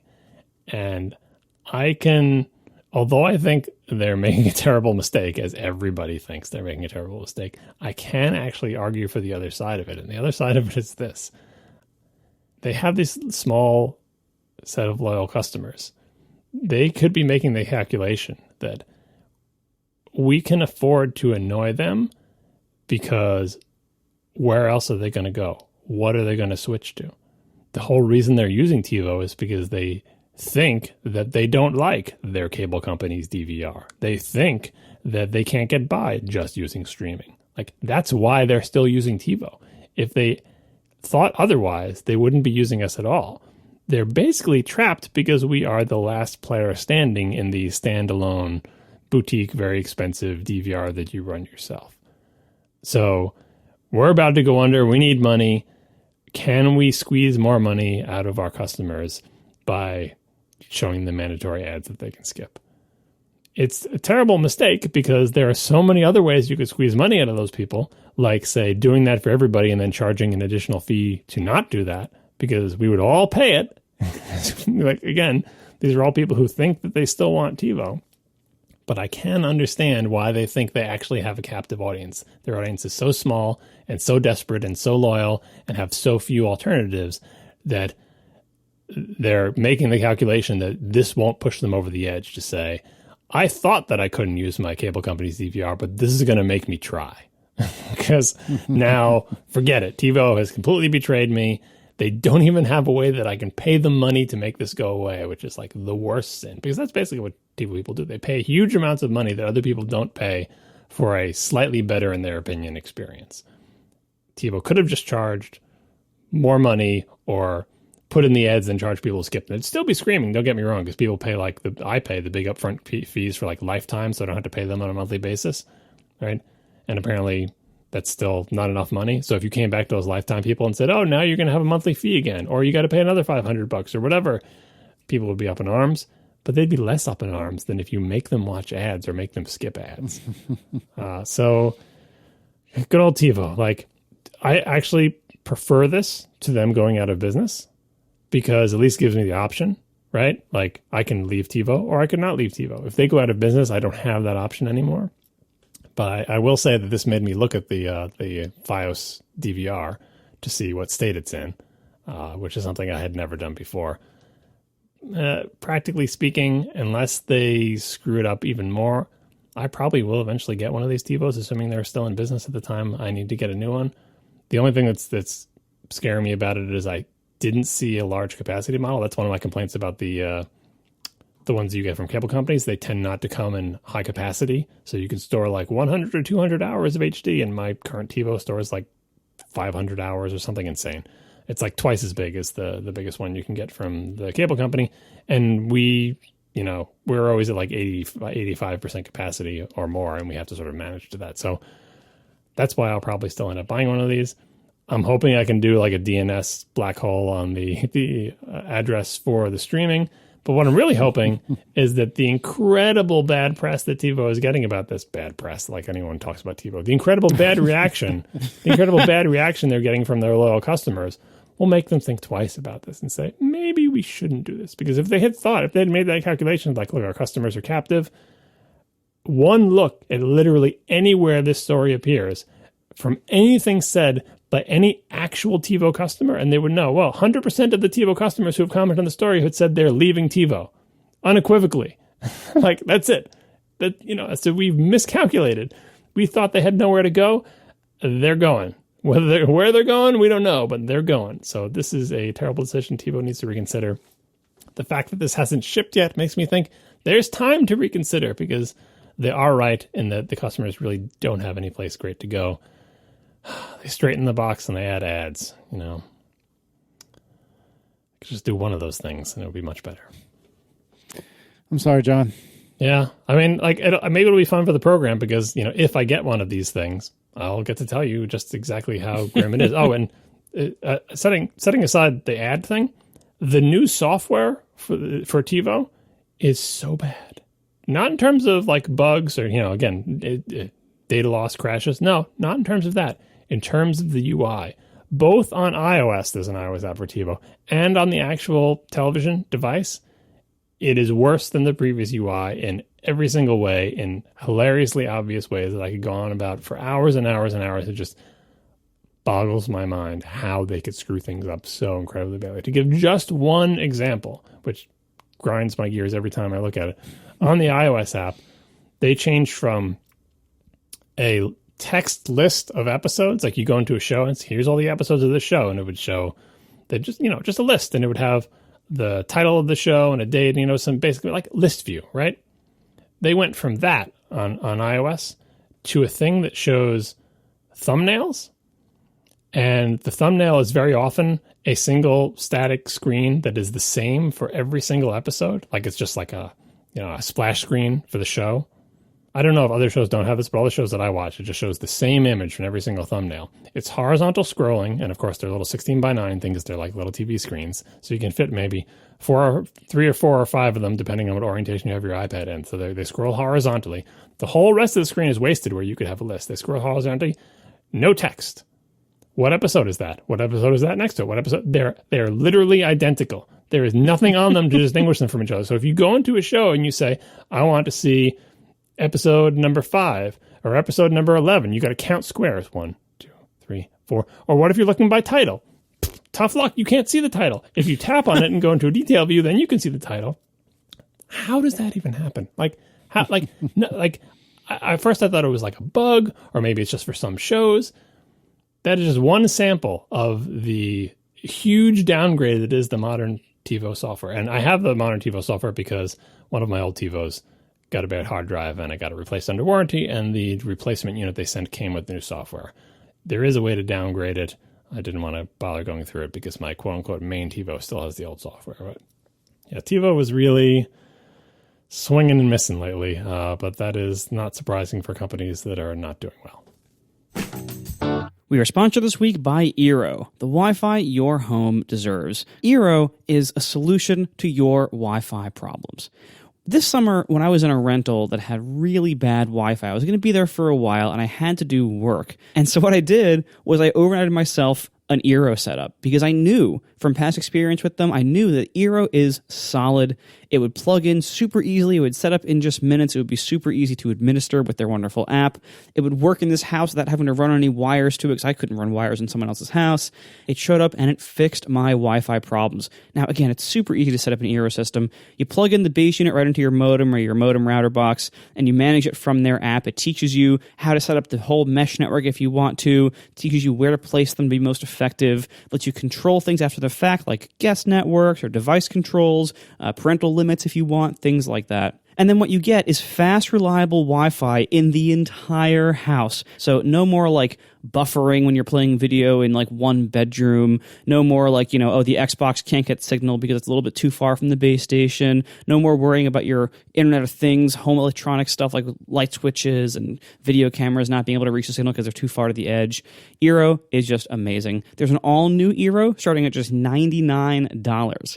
And this blankets your whole home with fast, reliable Wi-Fi, eliminating poor coverage, dead spots, and buffering so you can have a consistently strong signal wherever you need it. So you can get your Wi-Fi fixed as soon as tomorrow with Eero. Go to Eero.com, that's EERO.com/ATP, and enter code ATP at checkout to get free overnight shipping with your order. Once again, Eero.com/ATP, code ATP at checkout to get your Eero delivered with free overnight shipping. You got to use that URL to receive the offer, Eero.com/ATP, code ATP. Thank you so much to Eero for fixing my Wi-Fi and sponsoring our show.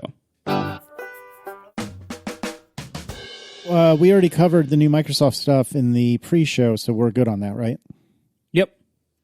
Actually, yeah. So I did have some things to say about this. I don't know how long we want to go here, but it's not about the products themselves. One meta comment before we get to the products. To put a link in the show notes, I did the typical Google thing for I searched for Microsoft Duo Neo, right? And I expected, after scrolling past a couple of things, I'd find eventually the link to Microsoft's site, right? Where they, the official pages. Because if we're going to put something in the show notes, I don't want to put like a Wired story or a link to The Verge. Let's just go to the Microsoft site. As far as I could tell, there is no Microsoft site for these products. Oh, cool. Maybe I'm wrong. I will grant that I did not go past the first page of Google results, but I did manually go to Microsoft.com. And I didn't see these products on the homepage. And it just shows how accustomed I am to the Apple way of doing things, where they get up on stage, they have a thing, they say, look at this great new stuff, and this is coming in the fall or coming whenever, blah, blah, blah. And then as soon as they go off stage, you can go to apple.com and probably on the homepage, some big image about one of the things they showed and maybe some smaller images about other stuff. Like there's an official site. I don't think there's an official site for these products yet. So we'll link to the Verge story, I guess. But anyway, what I wanted to talk about in relation to these products, which we should describe briefly, is not the products themselves or the operating systems or all the reasons that Marco already outlined about why we're not particularly interested in them and tend not to cover them, but a larger point. But so description, these are basically foldable devices where it looks like a big or a small book, where each half of the inside of the book is a screen. When you close it, the screens are facing each other. When you open it, the screens are flat. It's not a continuous screen like all those other, cell phones with like a big piece of plastic across it. It's two screens with a hinge between them. There is like a gap. There is a crease. It is two physically separate screens connected by a hinge. There's a little one, which is called the Duo, and there's a bigger one, which is called the Neo. The bigger one is like laptop sized, and it comes with a little keyboard that you can lay on top of the screen element. And the little one is, I'm not going to say it's phone size, but it's phablet size. Yeah, I guess it's phablet size. And the main thing, for these announced like today, yesterday, there hasn't been much time. Plus, I've been playing today. Plus, I've been playing Destiny, so I haven't had a lot of time to look at these. But the time one thing flies that when I you're want, playing Destiny. yeah, Something like that. The one thing I wanted to talk about is kind of the same thing we talk about with the foldable stuff. What advantages do we see to having two screens? And I want to talk about the smaller one first, I suppose, right? Because the bigger one, I think I have clearer answers. But the smaller one, I'm kind of left with the same question as the foldable phones. Let's pretend that this was awesome. Let's pretend it ran iOS, like pretend whatever you want, like setting aside anything that may keep you away from it. Do you think you would you find useful something like this, where there are two screens that fold in on each other? What's the advantage? I don't know. I got to imagine there would be one, but sitting here now, I don't have the faintest idea. I mean, the obvious thing you can think of is, well, you can see more stuff. We all want to see more stuff. That's why bigger phones are nicer than smaller ones. You can see more email messages. Things are bigger. With a crease between them, you can't really see one thing bigger, but you can see two things, right? People like multiple monitors. What's the advantage? Like, I get that. I get the same exact reason why you'd want two monitors on your Mac is why you want two screens on your phone. But you don't carry your two monitors in your hands. So I'm looking at this device and I'm like, okay, it's thicker than a phone. It's about phablet sized. Would I ever use both of the screens? Like, you can have it folded up like a phone and just use it like a really thick phone with one screen that you can't see because it's not facing you. But would I unfold it to look at that second screen? Would I go into like productivity mode with my phone phablet thing? Would I take it out and say, I'm going to set it up in front of me and fold it like a little laptop, or hold it like a paperback book and read a book, one on each page? Like, almost every scenario I can think of, it's like, I wouldn't do that. It would be more cumbersome for me to do that. It would never make up for the additional weight and complexity and size and heat and everything with that utility, because it's a phone size thing. Now, maybe I'm wrong. Maybe we've crossed some threshold and we've gotten to the point where it actually is small enough and it won't bother people. And suddenly we'll see people in one smooth motion pulling this thing out of their jacket pocket and flipping it open like a paperback book and looking at it, and have Instagram on the left and Twitter on the right, or been messaging somebody on the right, and it'll be like an awesome dual screen experience, and they'll fold it back up in one motion and shove it back in their pocket. Because you can imagine that if it was thin enough and light enough that you could maybe pull it off. But I feel like we're not there yet. And I don't think I don't think this is a thing that we should be shooting for quite yet. Like, it seems like something that should remain in the lab. Now, it's hard to say because I haven't used one. Maybe it's awesome. Maybe the utility will be clear as soon as you get one. You'll be like, oh, I can't go back to an old phone because I can see so much less, and I can't set it up as a mini laptop in front of me when I sit down in Starbucks or whatever. But looking at these pictures, I'm not sold on the utility of that small sucker. I mean, I have no argument here. I also, sitting here now, I'm not really sure what's getting like Mike so jazzed about the Galaxy Fold or whatever it is that he's, extraordinarily horny for.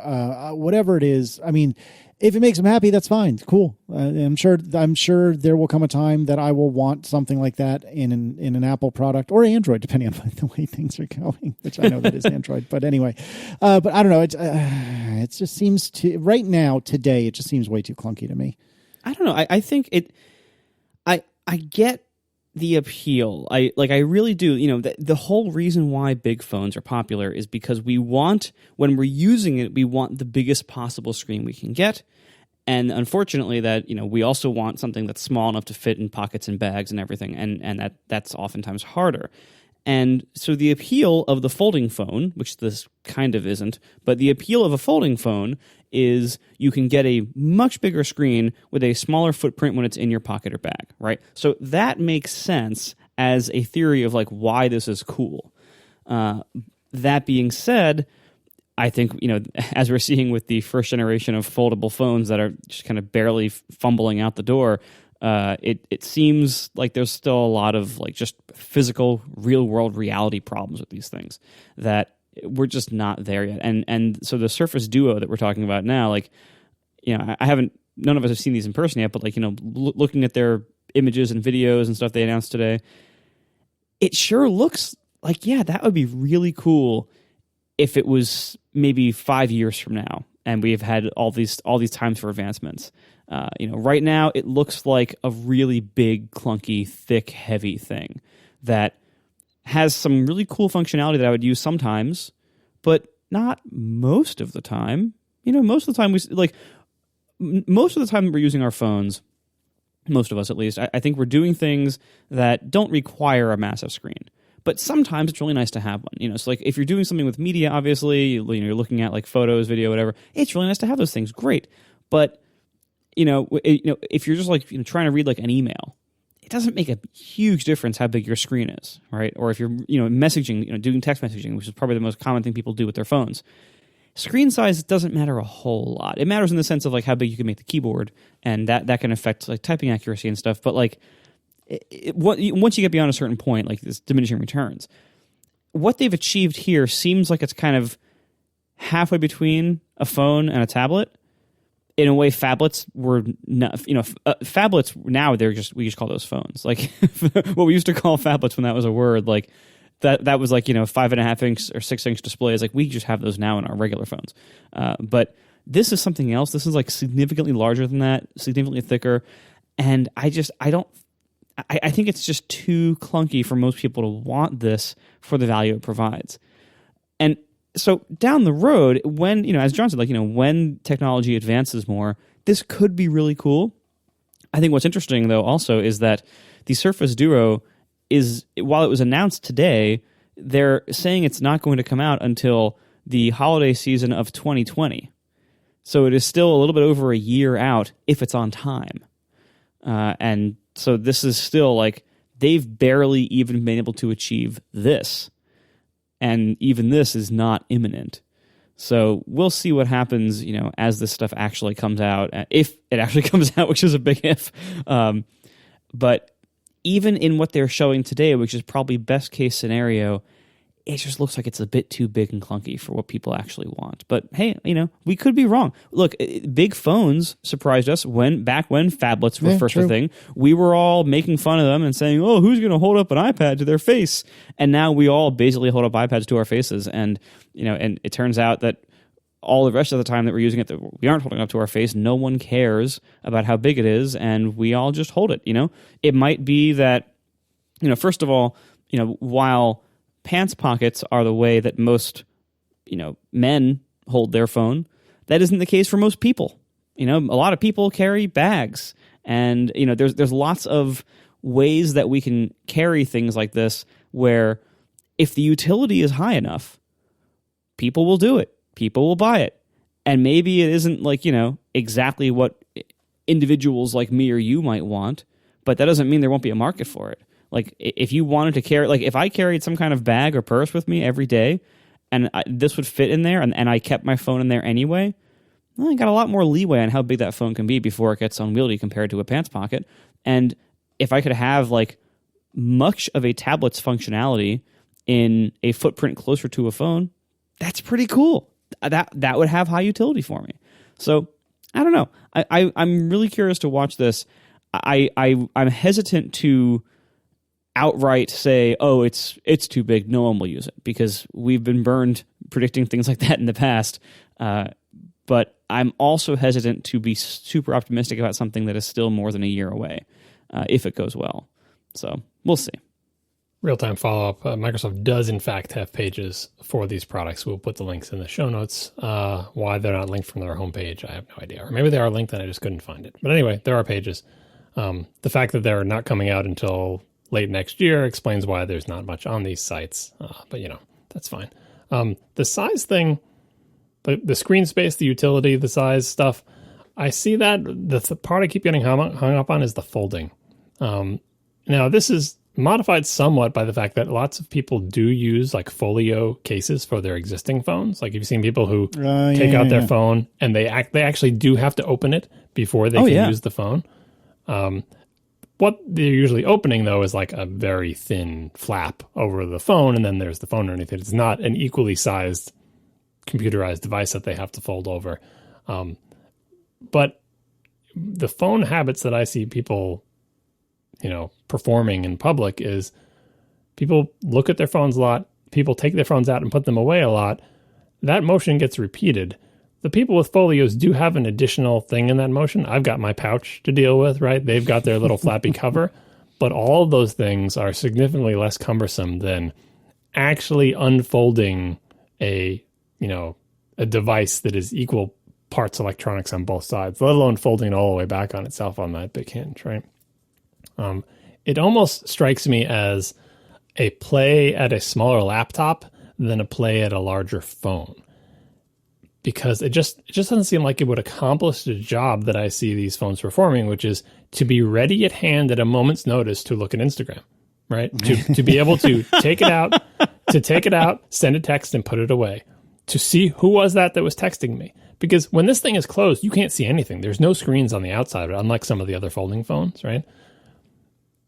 I just feel like the utility of this device is trapped inside the clamshell. It's not up to the task of being your ready at hand, quick phone-like device. It's so silly that we call these things phones or whatever, but it seems like it's fulfilling a different role, which is fine. Maybe there's a role for it, or a role for people who don't use their phones like that, who don't pull out their phone and see who it was that texted them, who don't take a spare moment of waiting in line to read Twitter, right? If that's not how you use your phone, this is much more appealing as a phablet type thing with more utility. With Mike and his love for the foldable phone stuff, there is a certain amount of like techno future lust of like, wow, it's just like we talked about, bendable screens, like the fact that it is all one screen, that you can actually do the thing that I said you couldn't do earlier in this, which is see one thing larger, have a video playing bigger than it could play. I don't think you'd want to play video with a big split down the middle, right? But if it's actually all one screen like those bendy phones are trying to be, you could, in theory, unfold it and watch a movie on the plane just on your phone. Don't have to bring your tablet, because look how big the screen is when you unfold your phone. Obviously, those foldy ones have serious problems with the folding part. We talked about this before.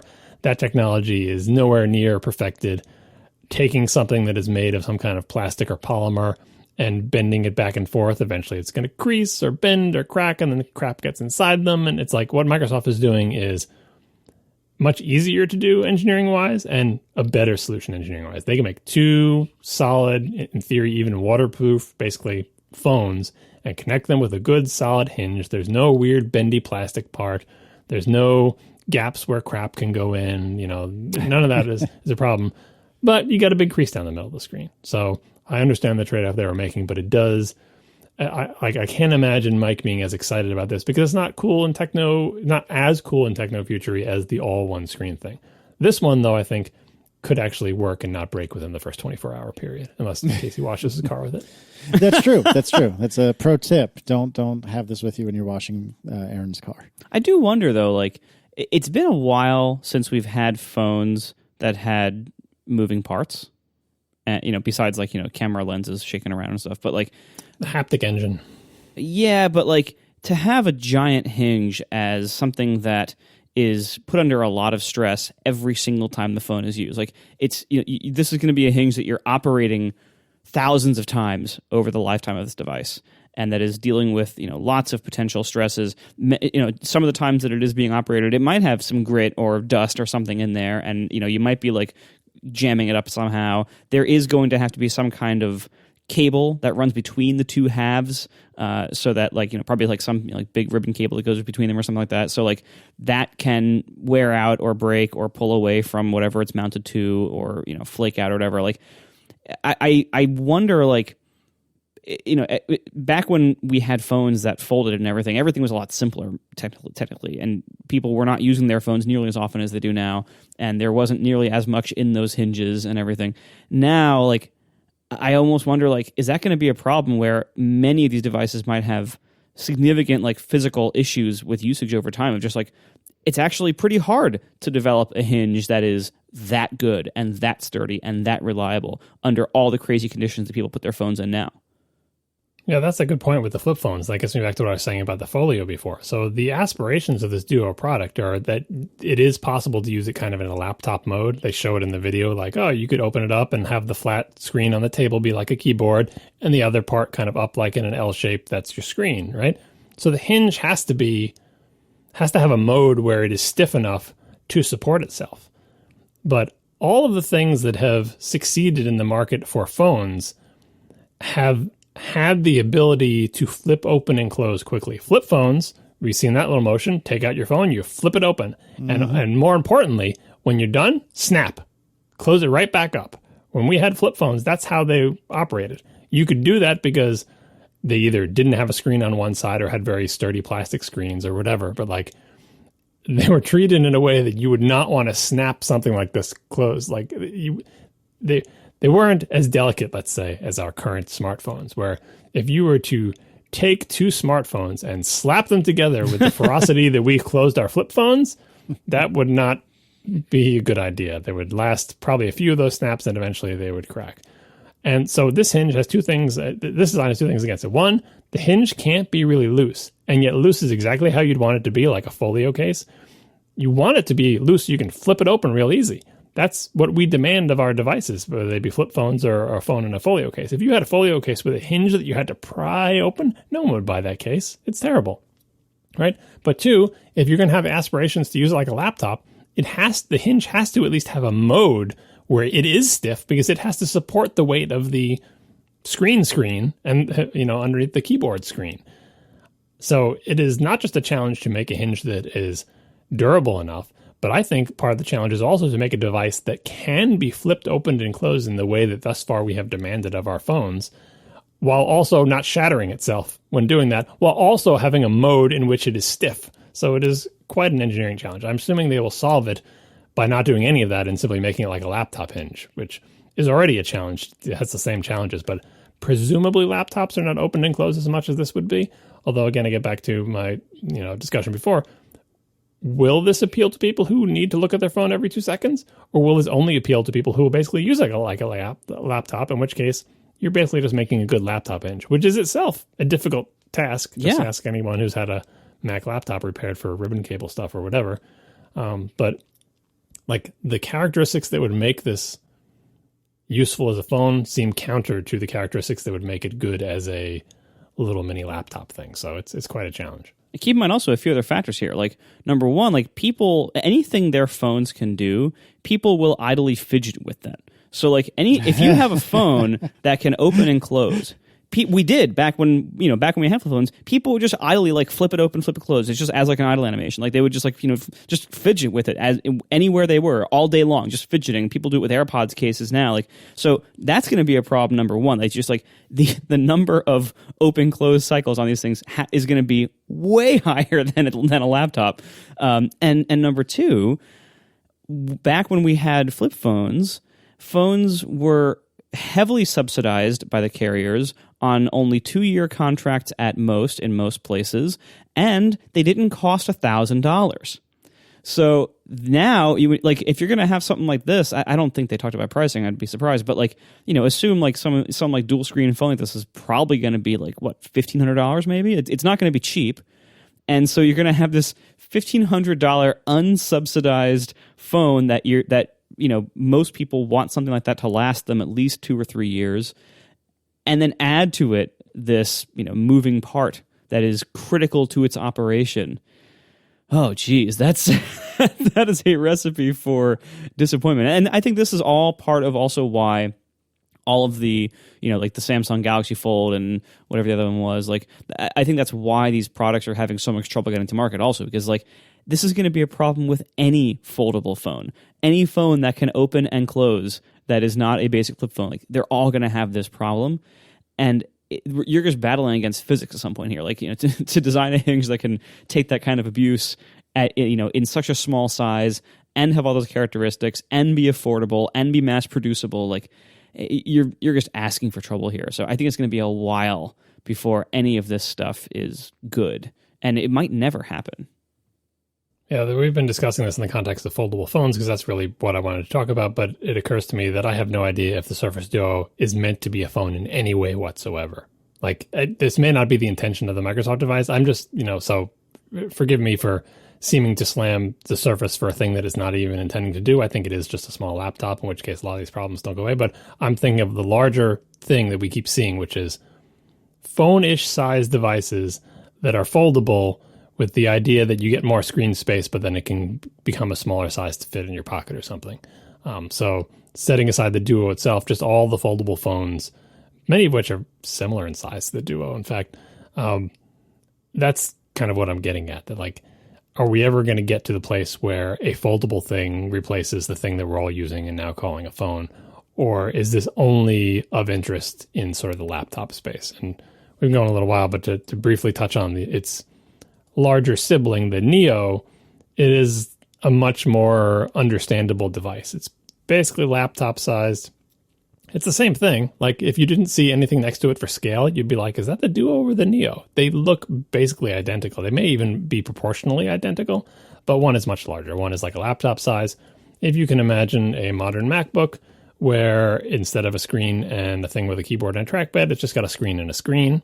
We talked about this when the Touch Bar came out as the natural evolution of the screen slowly expanding to fill your laptop. There was another laptop that actually was released recently from maybe Asus or something. It's pronounced asses, John. Yeah. That has like a half a screen. Like, if you can imagine a Touch Bar that's 4 inches high. Have you seen that one? I think it was HP, actually. But yeah, I know what you mean, yeah. Yeah, like the expansion of screens on there makes sense for all sorts of reasons, and it doesn't make sense for all sorts of reasons. The natural extension of that is, look, just make it all screen. Then it's infinitely configurable. You could use it as a one larger screen with a big seam down the middle if you want. You can use it with the screen that's on the bottom as like to draw on, and then you can look at stuff. There's all sorts of things you can do. They've added into the mix here. And if you want a hardware keyboard, you can just lay the hardware keyboard, like a little kind of smart keyboard, just lay it on top of the screen. And I'm sure there's some smarts that lets it know that the keyboard is laying there and scrunches stuff up. And, it's much more interesting because no one has notions that they're going to be carrying this in their pocket or whipping it open and closing it. It's just a very interesting laptop. And seeing people ship the sort of 1.5 screen laptops, this is exactly what we need people to do. Try things out and see if there is an arrangement that is actually good. The half-screen laptop sounds like such a mongrel thing, but looking at it and looking at the various applications, like it occurred to me that, like, there's lots of... I found it appealing. I found it appealing in some ways, but then I also looked at it and said, yeah, but if you can do that, you should just make it all screen. And Microsoft is not the first one to go all screen. I think there's a couple of PC vendors that have sort of 2-screen laptops.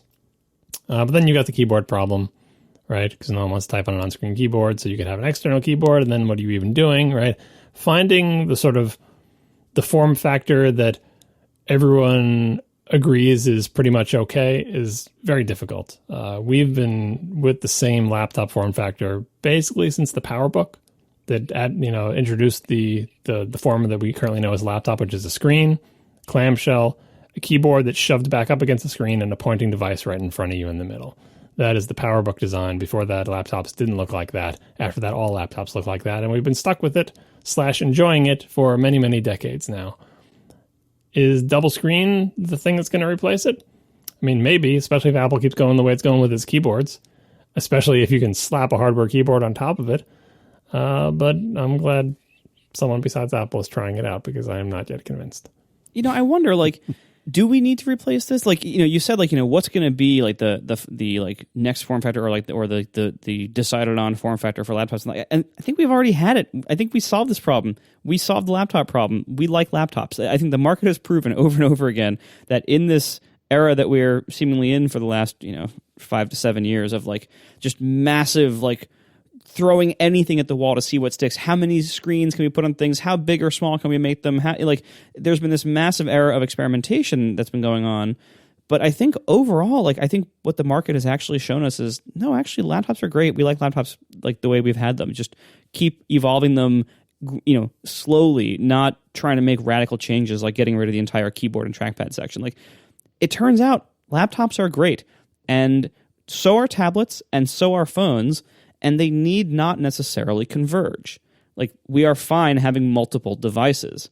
And I think, for all the years that, you mentioned the PowerBook form factor, and you're right that did define things for a long time, but the PowerBook form factor was not that much of a massive step over what came before it. It was a gradual evolution into, this is what laptops are, and the whole industry kind of consolidated on this one thing of making everything look like Apple's laptops, and everything was fine for a long time. And once we figured that out, we didn't keep changing everything.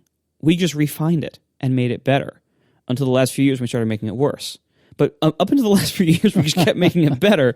And I feel like we're so, as an industry, we're so innovation happy right now in the hardware area, in the form factor area, that we're just doing a bunch of stuff, throwing a bunch of spaghetti at the wall, seeing what sticks. But I feel like everyone is so quick to try to replicate the success of the smartphone and then the smaller success of the tablet. We're so quick to try to replicate that everywhere we can, because there's a lot of money to be made if you succeed at it, that we're reinventing things that don't need to be reinvented.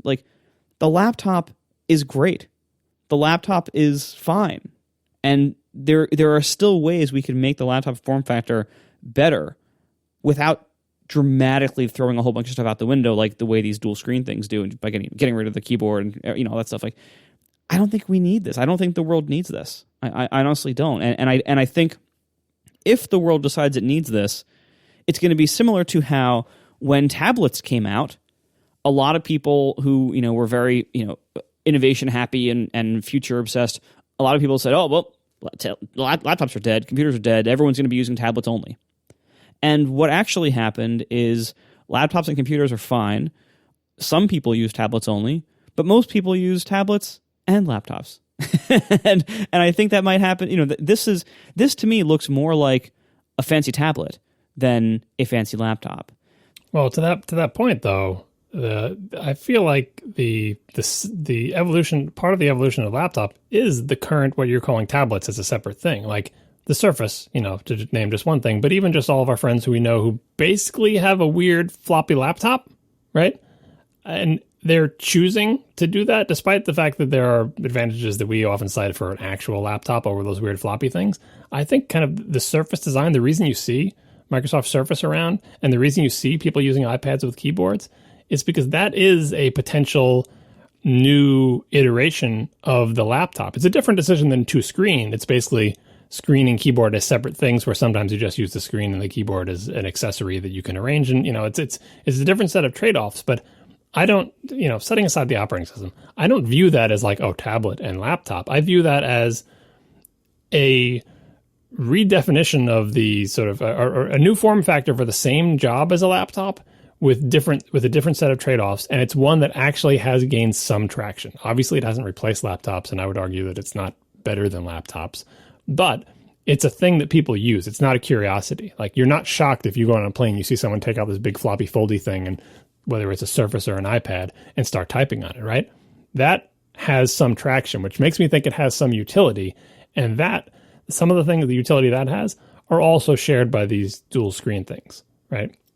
And then you have more flexibility. You can use it just as a tablet. You can have flexibility about what you use for the other space and how you arrange it, and whether it's a hinge or a stand. And, like Surface has both of them. And so I think there's something there. And I'm lumping that in with laptops, despite the fact that we all just call them tablets in the Apple world. They run an entirely different operating system. And it's whole big thing.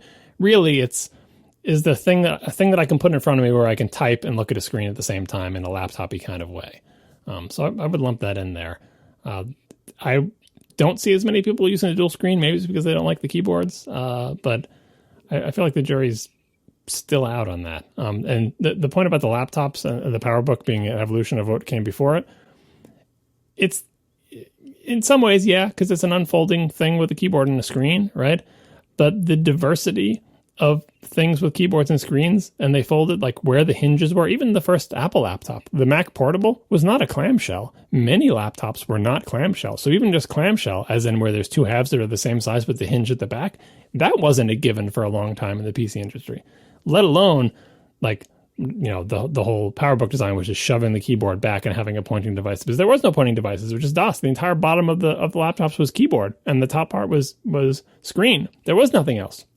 That's why you had, and then when pointing devices came, the PC laptops had the thing where they shoved like a trackpad on the side of it. Or it could have been that track balls back then. They would shove a track ball on the side. Yeah. Track ball on the side of it. It could have been the case that a pointing device along the right or left edge could have been the thing. Because hey, I don't have a hand coming out of the middle of my belly button. I don't know about you, So why is the trackpad in the center middle of the thing? How is that the right call versus not having a pointing device on the left or the right side?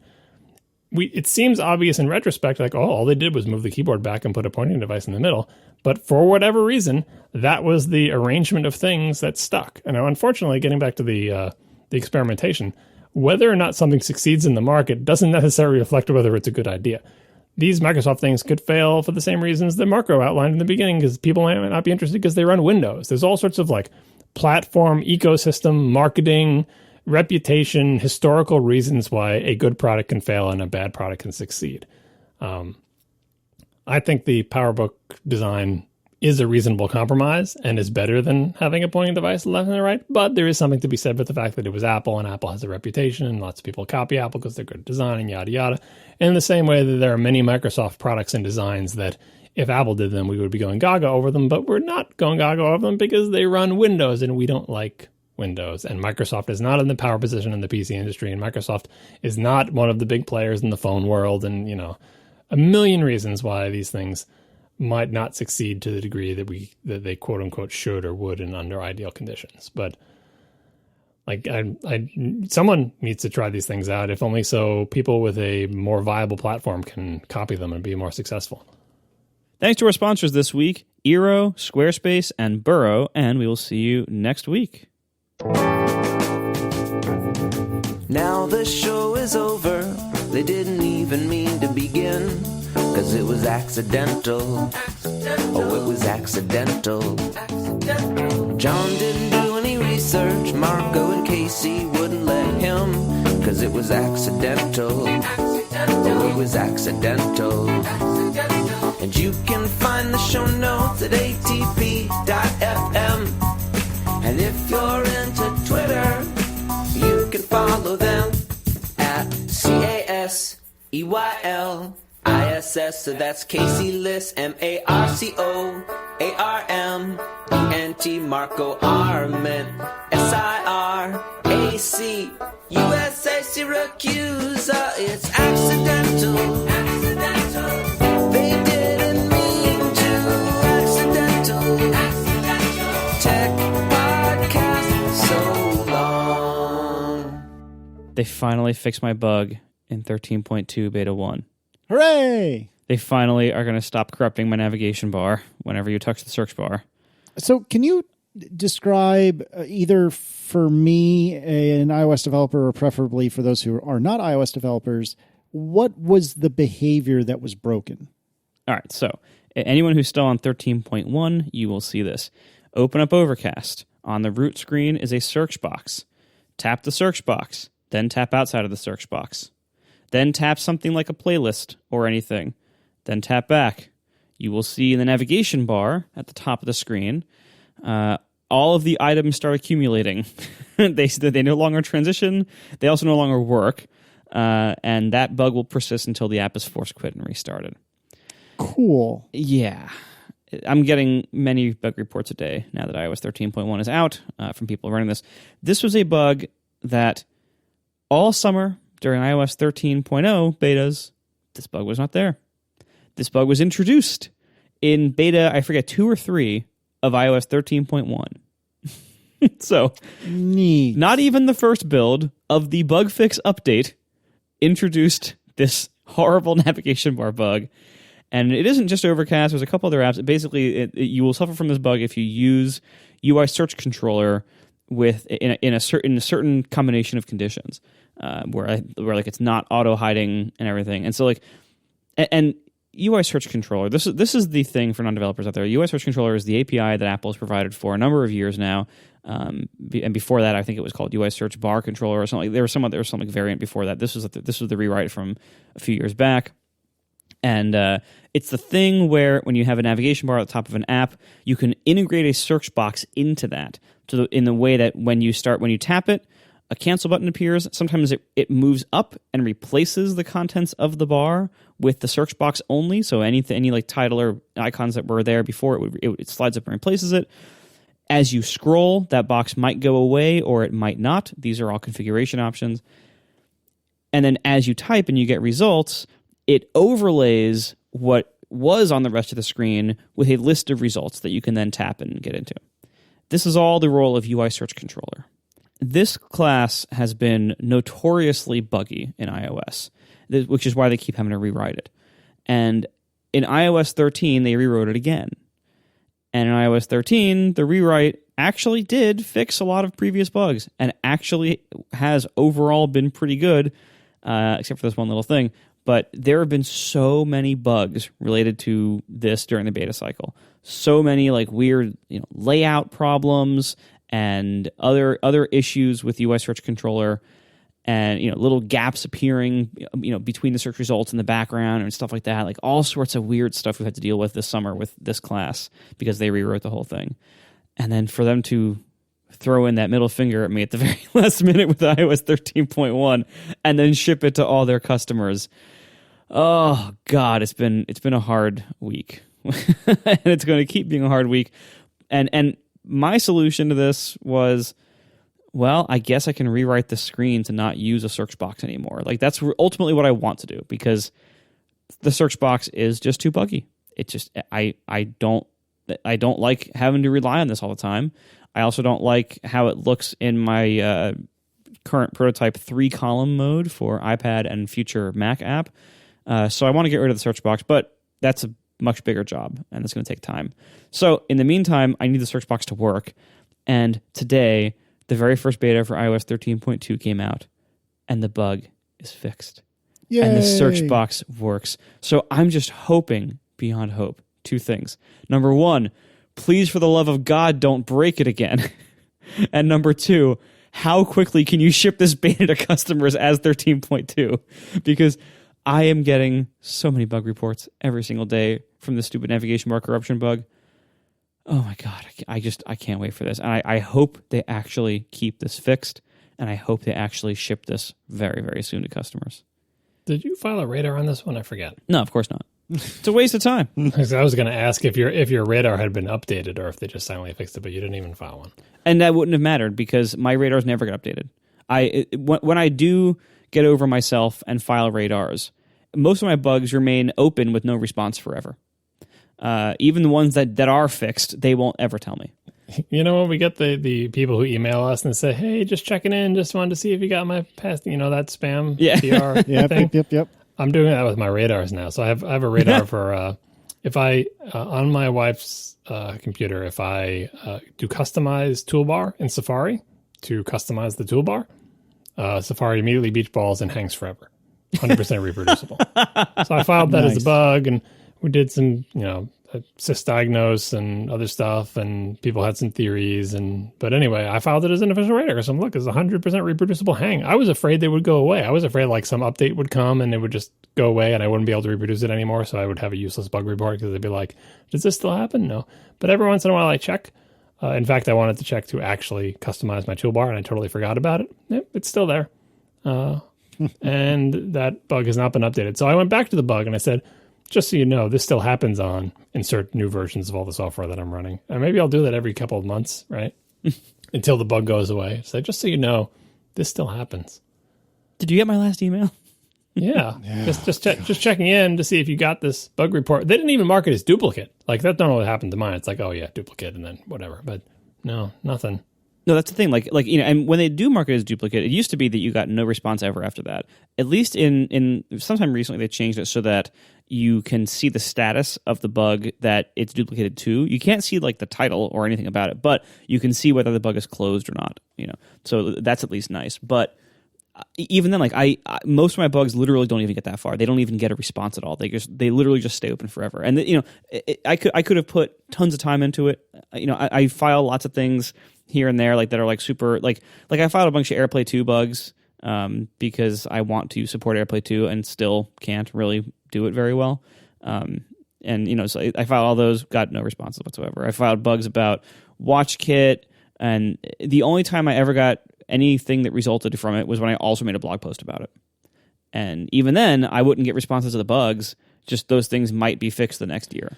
Marco, never run to the press. It never helps, right? Except it seems helps. to literally always help. Except it always helps. And more importantly, not running to the press seems to not do anything at all. I don't have like a bug that I want them to fix. I just want to fix my broken computer because I want to customize my toolbar. Like I don't care what the bug is. Like I'm sure it's some data bug. I have some file that's corrupt somewhere. Like I'm sure that's what it is. I don't care about that. I literally want to customize my toolbar in Safari. That's all I want. If someone says, "Oh, just delete this file and it'll go away," I haven't gotten to the point where I've deleted everything because I don't want to lose all my settings and preferences and everything. But I would love to actually know how to fix it without totally removing every single one of my preferences from Safari.